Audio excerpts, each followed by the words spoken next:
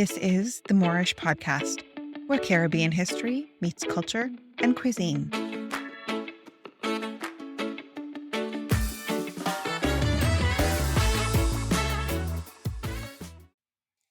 Hello and welcome to another episode of the Moreish Podcast. This is Hema, and today I'm speaking with Tiara Jade Chutkhan, a writer and book blogger working in the Canadian publishing industry.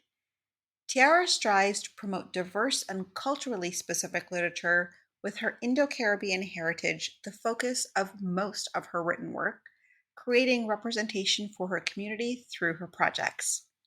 Her first book, 2 Times Removed, an Anthology of Indo-Caribbean Fiction, was published in May 2021. Volume 2 was released in June 2022, and the final in the series was released in May 2024. Let's dive into the conversation. Hi, Tiara. It is so great to have you join me on this episode of the Moreish Podcast. Hi, I'm so glad to be here. Thank you so much for having me. We've had a little bit of a challenge connecting because both of our schedules are so busy, but we made it work. So let's dive right in. And why don't you introduce yourself? Yeah, absolutely. So my name is Tiara. I am a writer, a book blogger, and I also work in the publishing industry within Canada. I specifically work within book marketing, and I have 3 books out right now. They are a series called 2 Times Removed, and they are all a collection of stories that are really based on preserving culture, exploring culture, Indo-Caribbean culture specifically. I like to describe them very much as like, if you remember the chicken soup books that a lot of people grew up with, they're kind of that. They're like chicken soup for the Caribbean soul, very focused on that first gen experience. And I'm just overall a very bookish person. Majority of what I do just all revolves around like writing and reading. That's my bread and butter. I understand that. I mean, I've had a library card as long as I can remember and enjoy reading constantly. So when I came across I think it was a TikTok where you were introducing the third in this series of books, I was like, no, wait, I have to talk to her. So let's talk about the title of the book, 2 Times Removed. What does that mean? So 2 Times Removed is kind of just an ode to the journey. For all of us who are in the diaspora, specifically the Caribbean diaspora, we have a few stops on our journey. And when I said 2 Times Removed, it was kind of like I said, a mention of that. We have origins in India, then we have our roots in the Caribbean, whatever Caribbean country that may be. And then now a lot of us are settled in different places. We're in Canada, we're in the States, some of us are in the United Kingdom. So that's 2 stops on our journey and 2 multiple identities that we carry. So that's why 2 Times Removed was the title that I went with. When specifically you're talking about your authors, which we'll get into a little bit later, are most of them born outside of the Caribbean? There's a handful who were born in the Caribbean, but immigrated really, really at a young age, but the majority of them were all born, outside of the Caribbean. There's a pretty healthy mix of writers who are majority Canadian and then American. And then in this past book, the third book, we actually had a writer who was from the Netherlands, which was really, really interesting. With a Indo-Caribbean heritage. Yes, Indo-Caribbean heritage, but they were born and raised in the Netherlands. You are Canadian born? Yes, I am. And what is your family heritage? So my parents are from Trinidad and Guyana. My mom is the one who's from Trinidad and my dad is from Guyana. They were both born there back home, and then they came to Toronto specifically when they were kids. Oh, when they were children. So they spent their childhood here. Yeah, so they grew up here. They came, I think my dad was 5 when he came here. My mom was 10. So they did spend some time, a little bit of time back home in the islands, but then they did come here at a pretty young age. So they had the majority of their, growing up life was, right here in Toronto. My family is Trinidadian, and they my parents moved to Toronto as well, just months before I was born. So I have two older siblings who were both born in Trinidad, and I was born here. But still, for me, it felt like I had very much my home life was very much Trinidadian, Caribbean. We went back almost every summer to visit family because that's where all the family was. Yeah. But for me, it also felt like I was living two lives when I was reading one of the stories in your book by Stephen. And I think the title of the book of the story was What Are You? Yes, yes. Where Stephen sort of talks about very similar feelings.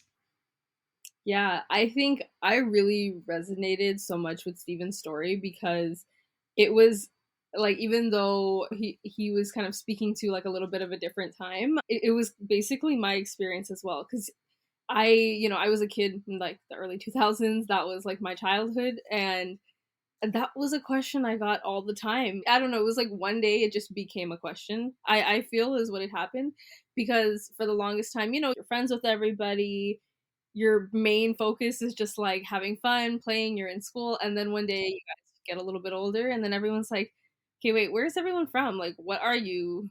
Where do you like do you live in a house or a building? Like, what do your parents do?" There's just like all these questions that I guess we start to kind of just build our consciousness around one another, and you're just curious naturally as a kid, but being asked specifically what are you was a huge part of like, yeah, my childhood, my teenage years. And by the time I got to my teenage years, I just kind of dreaded the question, to be honest, because every time I got the question, I would say I would say my background. I'm Trinidadian and Guyanese. That was all I would have ever identified as, really. But then I'd always kind of get the, oh, well, you look Indian. And when you're a kid at like 8 years old, I don't have the vocabulary or really the knowledge to explain my entire like lineage or like culture and things like that. But and I don't think I really did, honestly, up until I was an adult was when I was really able to explain that truthfully. But you know what I mean? You just where your parents are from, and that's the culture that we embody, and that was all I knew how to explain as a child. So I think I guess it was really isolating at times too, because there was other people who could so easily just say I'm from, or my parents are English and Scottish, and everyone was like, "Okay, great," and just went with it. There was never any rebuttal, but I always sort of had to deal with a rebuttal to my heritage, which was always the "you look like you're Indian from India," but then I could never really find a balance to relate to any of the kids who were South Asian. So that was also tricky. It's a tricky balance, and I don't think you really can explain it unless you've lived it, right? I read an article in one of the Caribbean newspapers, I think that you were either interviewed or that you wrote, where people were saying, you're Indian, you're not Black, how can you be from the Caribbean? And I get that often. I mean, even as early as last week, somebody said to me when they found out that I was Trinidadian, said, "What language do they speak?" Oh And I yeah, feel like there's just this sort of really misunderstanding about Indo-Caribbean culture in certain circles. yeah, I think especially for me growing up, and I mean, I know like Toronto's such a diverse place, and I think it honestly really depends on what part of the city you grew up in, because I know Mhm. people who grew up in areas of the West End or in Scarborough, and they had a very different experience than I did. But I grew up more like midtown in the city, which was predominantly like a white area. So there was very little understanding or knowledge of Caribbean anything really outside of, I mean, everyone knows Jamaica. Shout out to our Jamaicans, but everybody always knows Jamaica. So there were a couple kids in my class who had like Jamaican background, and same thing for them. Like they didn't have the same sort of hurdle, because everyone on average kind of knows of Jamaica and the Caribbean, right? So it's kind of one of those main countries that gets associated with the Caribbean. But Mm. yeah, that all of that kind of contributed to coming up with the two times removed idea. So this whole thing was very much born in the pandemic in 2020. At the time, I found myself just reading a lot. There wasn't really much else to do anyway, so I was reading, getting to a lot of books that were just sitting on my shelf and been on my list for a while. And there were a few short story collections in there, specifically Caribbean short story collections. There were just generally Caribbean novels by Indo-Caribbean, Afro-Caribbean authors, and I was just fully immersed in those for months. It was great because it was probably the most Caribbean literature I had consumed in my life up until that point. Because really growing up, I didn't. I didn't really, because it wasn't something that was in the library, and I know I looked because I was in the library a lot when I was a kid. But reading all of those were it kind of sparked something for me because I said, this is all really great. I love seeing stories about, my culture, my people, but I feel like there's a bit of a gap because a lot of the Mhm. authors were a bit older. They were maybe my parents' age, some of them even my grandparents' age, just very well established authors who had been around for some time. But I think there was that gap with like a newer generation, a newer voice who could speak on the experience of being Caribbean and growing up somewhere else, right? Because some of the stories would have the part where like a character immigrates, they maybe went from say Guyana to like Toronto or Trinidad to the UK, things like that. But it Mhm. wasn't the focus of the character wasn't that they were mixing identities and growing up in that place. They were choosing to go somewhere else because, for whatever reason, right? They wanted to live a better life. They wanted more opportunities. The same reason that, of course, like a lot of our parents and grandparents came and did the same thing. But I wanted to fill that gap because I said, well, what about all of us who are here in the diaspora and we also have this whole other perspective of balancing our identities. We don't really have we have like we as much as we have a connection to our islands, we also are rooted somewhere else, where we carry multiple identities. And I think that that was something that hadn't been explored yet and something that I really wanted to pursue and look deeper. I just wanted to know kind of everything. Who else is writing? Who else has similar thoughts to me and things like that? And I had connected with quite a few writers just on Instagram. Same thing, just like a lot of us, it was in the pandemic. People were in their creative bags and looking for outlets to express. So that was how I connected with the first couple of writers who were in the first book. And then I had about 5 or 6 people who were on board, and I said, okay, I need like 10 more. So I put out a call for submissions, and the rest was history from there. Are most of the authors and writers in any of the three books within a certain generation? Yeah, I think most are millennials or maybe on the younger side of the millennials, and Mhm. then a bit of Gen Z as well. I think on average, I would say just age range, the authors are 20 to 35. The book, um, the third volume, which is your final volume, me as I can identify with a lot of the things that they're saying because not much has changed from when I was a kid to, in sort of understanding my own identity. But what I did recognize is in my family and in my house, I had all sorts of Trinidadian Caribbean literature around. We had, I don't know if you've ever seen those like little red primer books that they used in I guess it's back in the day. We home and Anansi stories, and we even this is I'm dating myself, but we even had a couple of records that were talking about folklore, so that we could live. But that's Yeah, so cool. That's such a cool thing. that really, what I found in looking at social media and talking about is the younger generation, millennials and maybe younger, feel like there's a bit of a disconnect. And I don't want to sort of speak for everybody, but it feels like what I'm hearing is there is a little bit of a disconnect from the Indo-Caribbean culture. And in fact, I believe it might have been one of your colleagues from Brown Gyal Diary who was on In We Blood podcast speaking about, Yeah, yeah, actually was not too yeah, long and ago. speaking not understanding and not being able to connect herself to being Indo-Caribbean. And so I totally was able to relate. And Ashley and I have had that conversation honestly a lot between the two of us, and I think a lot of it too also kind of relates back to that experience. For her, she grew up in Scarborough, so she had a lot more at least Caribbean culture around her. For me, outside of my family, I didn't grow up with a lot of Caribbean culture.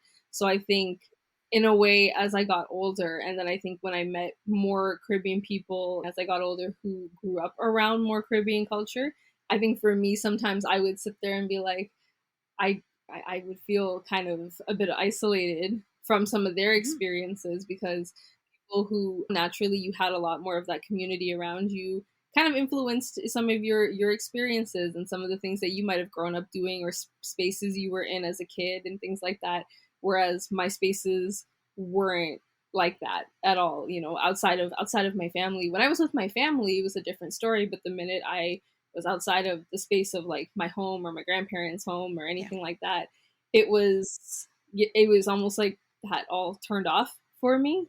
At least like again in the spaces I was in, I wasn't really one who was gonna show up to school with like a chutney song blasting or something. But I know people who did, where like they were sitting there at school on their lunch break and they had their music playing, but that they had a huge group of friends who all shared their background. There was that commonality there to make that a comfortable experience, whereas that wasn't something I could do. My lunches, as much as I wish I could have brought curry for lunch, sometimes it just wasn't going to happen.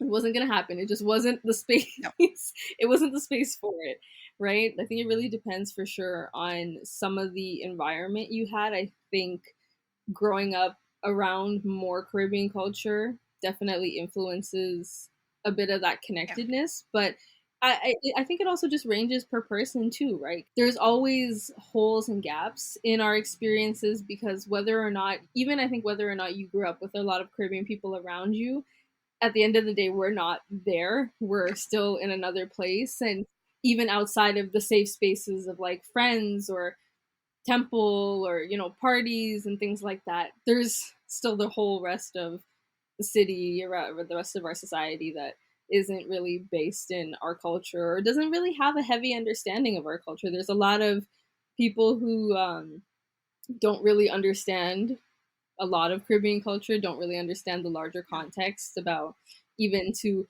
why there's people who look of all different ways who are from the Caribbean or don't understand what carnival is all about and have no idea why we're jumping up in all these costumes and stuff like that.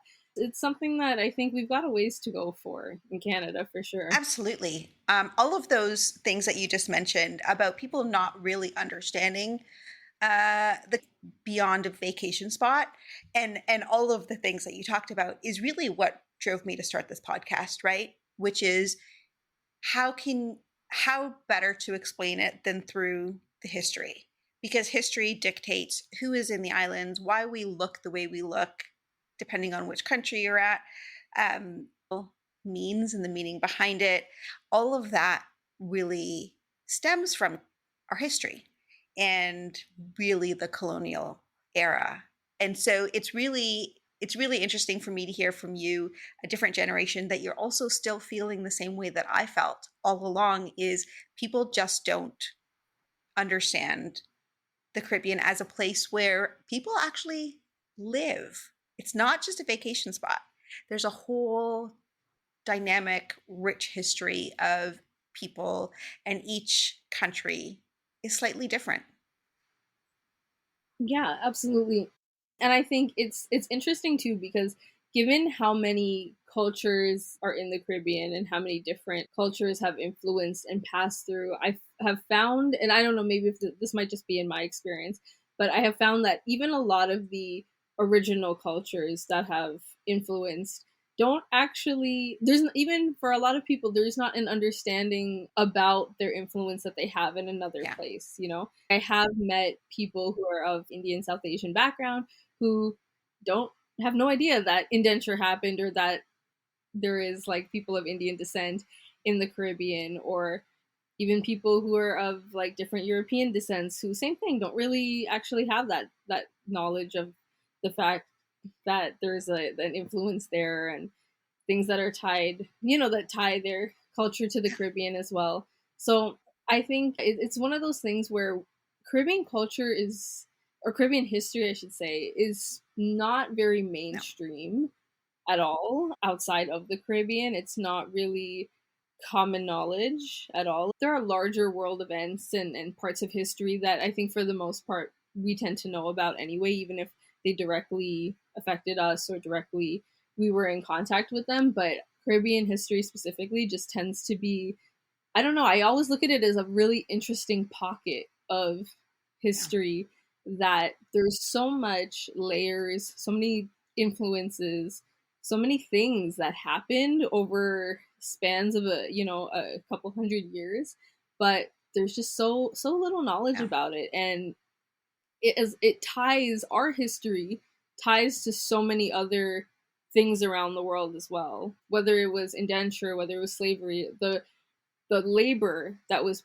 done in the Caribbean ties to bigger parts, larger perspectives of history of why that labor was needed, what was going on there, why people came to the islands or what they were looking for Mm-hmm. there. And we're very tied to a lot of parts of history that I think are more commonly known, but I feel like we somehow just kind of don't get the the acknowledgement of the role that we have played. And it was a laborious role, it was a Yeah. traumatizing role that we played within history, but a lot of things wouldn't have happened. Countries would not have profited if not for parts of history that we contributed to, but we don't ever really get any sort of just larger recognition as to the role we played in history. At least not, overseas in like Canada and US and things like that. I know, I mean, of course, if you're in the Caribbean, I'm sure that's all a big part of the history that you would naturally learn in school. But yeah, overseas here, it's just not something that is really ever talked about or ever really connected to like the broader history that we're taught in school, or just broader history that people have a Yeah. knowledge of. It some people don't necessarily understand the connection, and how people, look like you and I also live in the Caribbean. There are people who are of Chinese descent don't understand how there are Chinese people with heritage and ancestry who are also Caribbean and consider themselves Caribbean. So there's so many layers, and hopefully some of the work that you're doing, through some of the work that I'm doing, we can help spread that knowledge. One of the things that you talk about is the delicate balance of Indian roots, Caribbean heritage, and North American upbringing, which I think speaks a lot to what you were just talking about. But do you want to elaborate on that a little bit? I say it's a delicate balance because we there's it's really, it's something that we carry at all times, and it shows in different ways in who we are. That delicate balance is, okay, we have roots in India, for Mhm. example, so that may play a part in the way I look, my hair, my skin color, things like that. Then there's also that Caribbean heritage. That is where my parents are from, my grandparents are from, my great grandparents, like at least 6 or 7 generations before I was born. That was all where we were rooted. That's the culture that our families know. We're more connected, of course, to our Caribbean culture and more rooted in that culture than we are in the culture of our origins, because it's been so long since we've really been in those places, and the culture that we carry is influenced by so many other cultures as well, that it's just the culture that we are more connected to is not even as much of the rooted culture, right? Like even being Indo Caribbean is not the largest makeup of that culture. Isn't really even your Indian roots. It's not really largely just because I have Indian roots doesn't mean that my culture or the my experience is largely influenced by what my origins are, because Caribbean culture is influenced by Yeah. so many others. So that's really that balance. And then growing up in Canada, for example, Canadian culture is a completely different, a completely different thing. And one day you could be, you're at home, you're eating some Trini food, Guyanese food, whatever the case is, but then you go out Canadian, you're definitely grabbing at Tim's. I know I love Tim's. I'm loyal to Tim Hortons. I'm a true Canadian. I love my Tim Hortons. For example, that's like a more cosmetic thing, but it's just these balances where we look one way, the culture we carry is one way, we're growing up somewhere else, and that also dictates things like that. I also know like quite a few friends of mine too who same thing, were Indo-Caribbean, born here, and a lot of them don't actually like Caribbean food that much, or there's only certain things that they will eat, or their spice tolerance isn't Yeah. that heavy, for example. So it that all kind of plays a role. We're still Caribbean. We still like a lot of these things. We still grow up in a certain way and do a lot of things. But then growing up here changes a lot of things too, right? We're exposed to so many other cultures, and you get to try different things, and then maybe you realize I like a different cuisine a lot better than what I grew Yeah. up eating, for example, for some people, or I don't have the same spice tolerance as like my parents or things like that. For me, for example, like I love my Caribbean food. I very much grew up eating majority Caribbean food, but there's just certain things that I don't eat that my parents will eat, especially my dad. There's things that my dad's the kind of guy who like crunch Mm. bones and like all of that stuff, and I'm like, no, I'm not doing that. Like I'm just not doing that, you know. And maybe that's the Canadian in me as well. I'm not that girl. I'm just Yeah. not, I'm not gonna do that. But he's very much, even though he came here at a young age, he still has a connection to his culture and things like that in a way that's a little bit different from me, even though it was only a couple years, a handful of years that he was in Guyana, but it still made a difference because he still knew a different style of life, a different style of growing up before coming here. Whereas I've been here my whole life, so this is what I know. Yeah.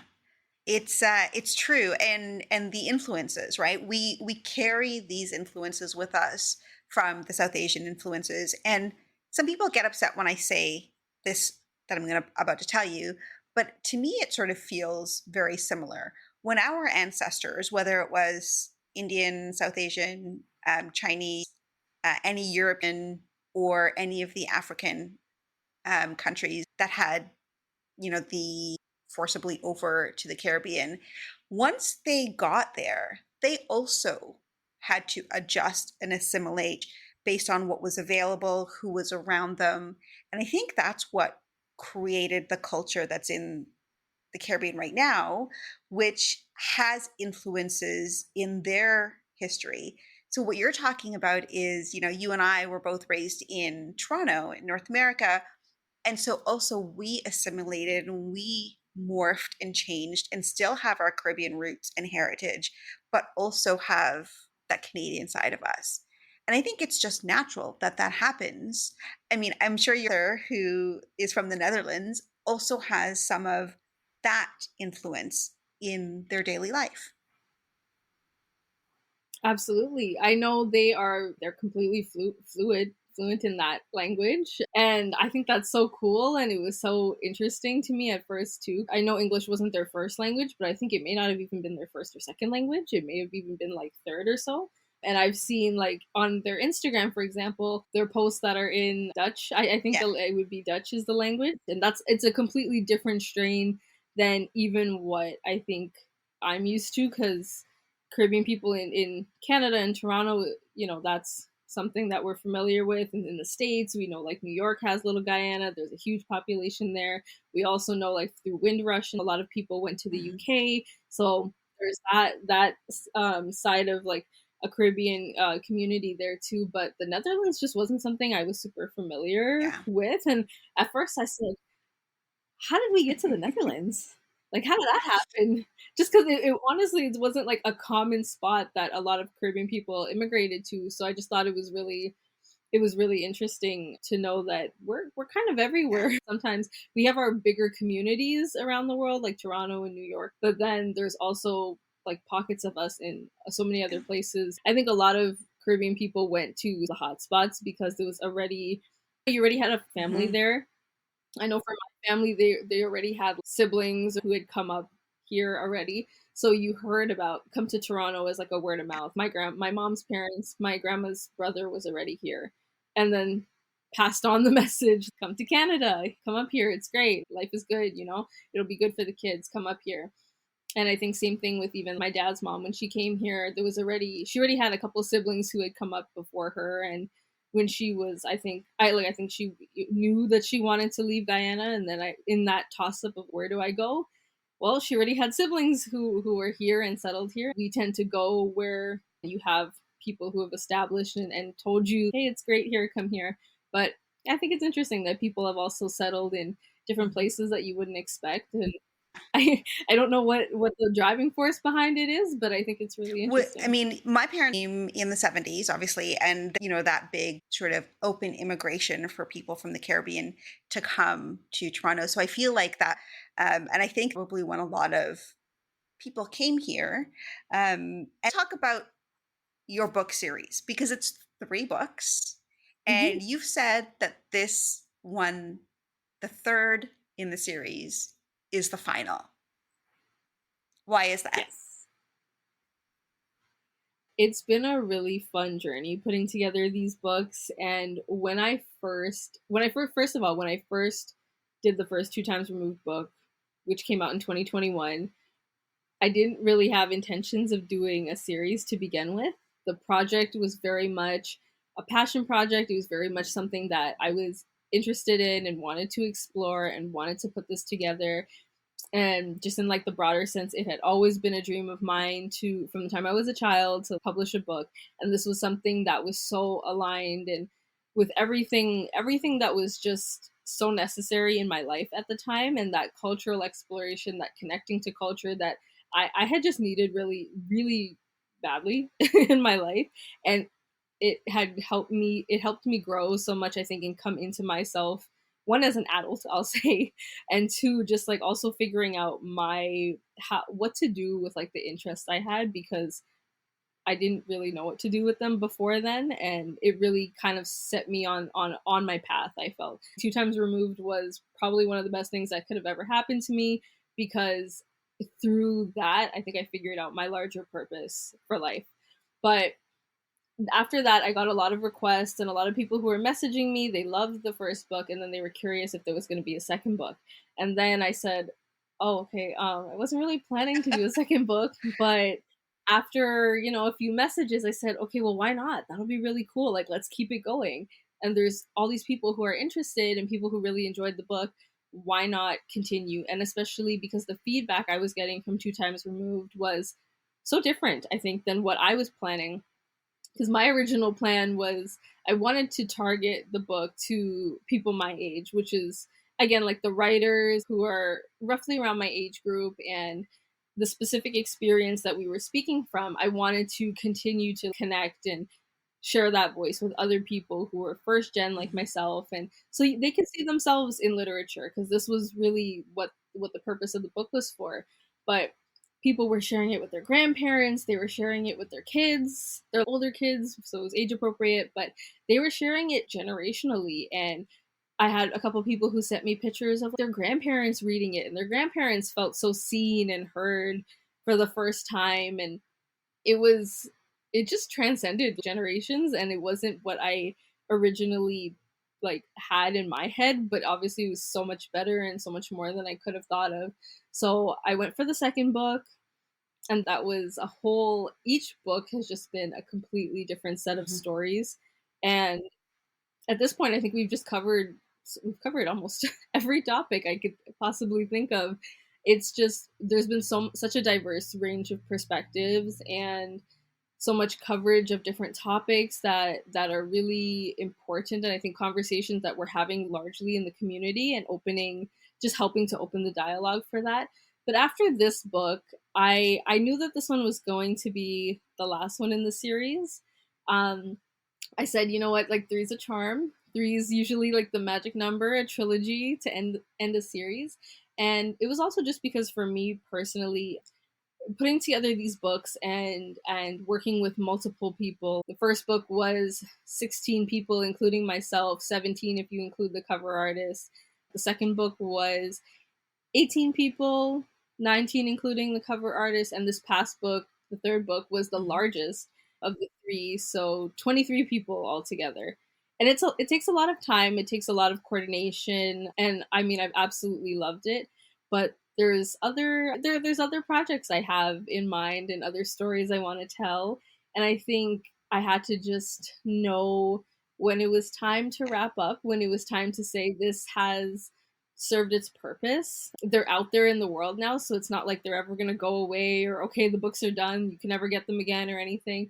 It's just this series has been told. I feel like it's been told. Like I said, the stories have covered so many different topics at this point too, and it feels, for me personally, like just inside myself, I feel it's been very complete. I feel like what I set out to do is complete, and I think too sometimes you have to kind of know when to, just when to call it, right? This project completed what it was set out to do. I also really want to start pursuing some novels and writing some novels as well.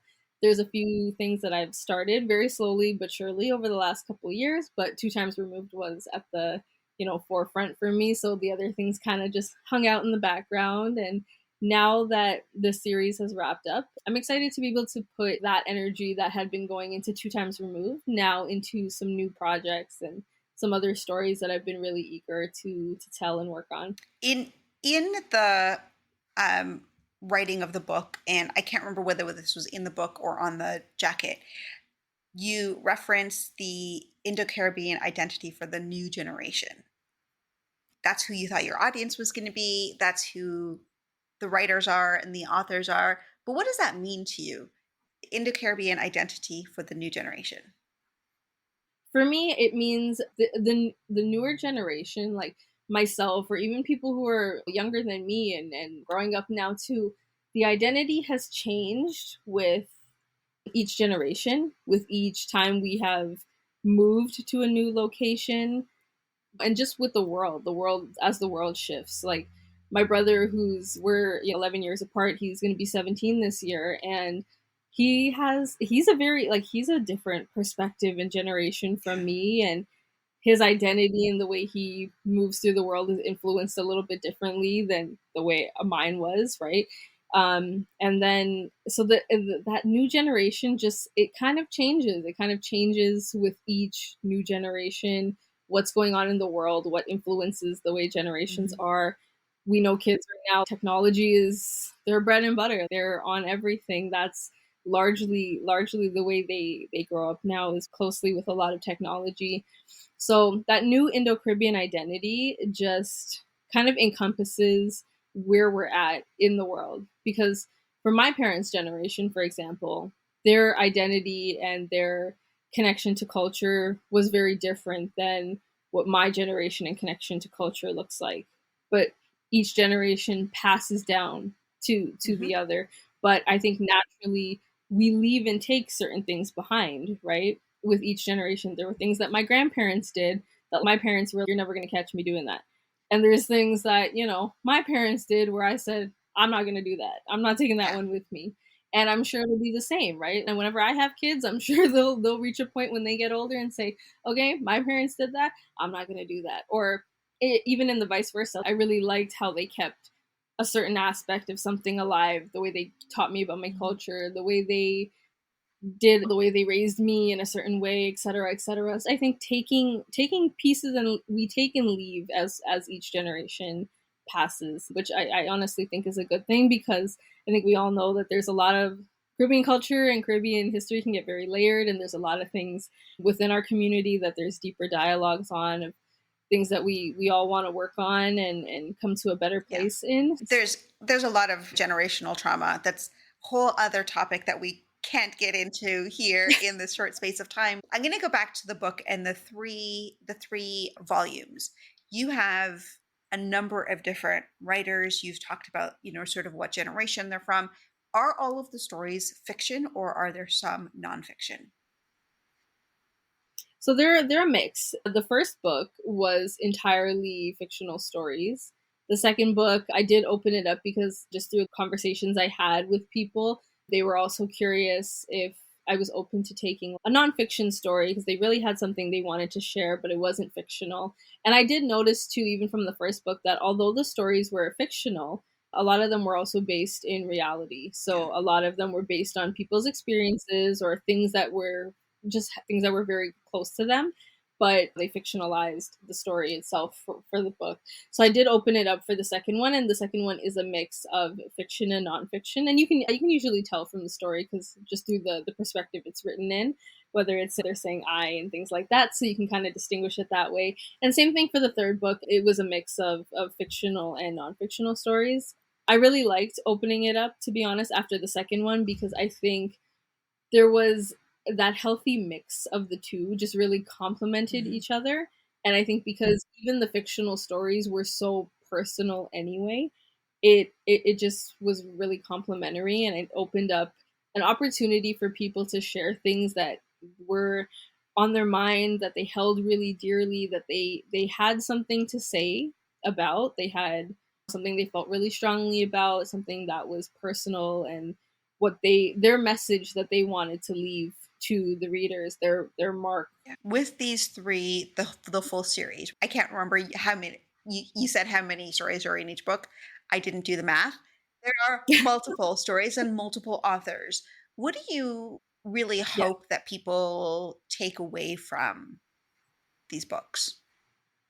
I would really like for people to ultimately, just kind of going back to the roots of the idea, even before that first book came out, I wanted people to feel seen and heard and have a set of stories that they could relate to in a way that maybe you hadn't been able to before. To specifically Indo-Caribbean young people, in the newer generations of Indo-Caribbean people, I wanted them to yes, to feel seen, feel heard, see themselves represented, see experiences that they could relate to. When I was growing up and having a million and one issues about trying to figure out my identity and where I belonged in the world, I would have loved to have something like this where even if I didn't have the people around me, I could read stories that would make me feel, I think, a little bit less alone and a little bit less isolated. My thought process behind Two Times Removed when I first had the idea was just, I had no idea how many people were going to read it. I didn't even think that far ahead about like putting marketing and readers or like how many and things like that. But I just said, if one person read this book and it was able to support them and make them feel the way like I wished I could have felt at a younger age, then I goal is accomplished. That was all I wanted, because I think books in general, right? For anyone who's a reader, we look to stories for so many different Yeah. things, whether it's an escape, whether it's because we relate to a person or the story that they're telling, or we're looking for information. And I think that Two Times Removed can really be that tool that does that.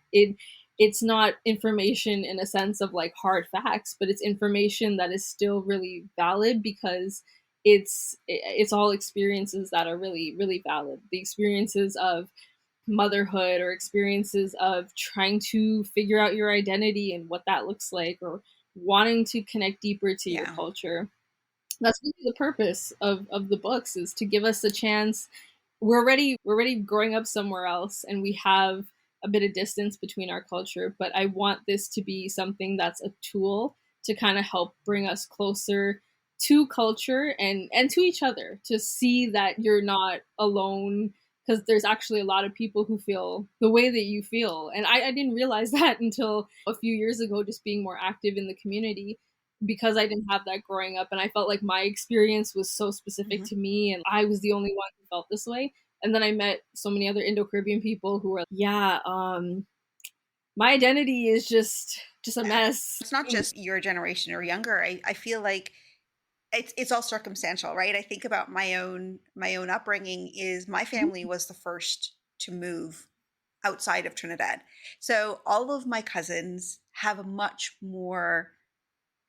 bigger connection because almost all of them grew up in Trinidad. And even though many of them live abroad now, they have a much deeper connection. And so when I was around family, as much as I loved that and I felt quite immersed in the Trinidadian culture, there was always that recognition and understanding that I still don't have the same experiences that they do, having grown up in the culture and living the life day to day.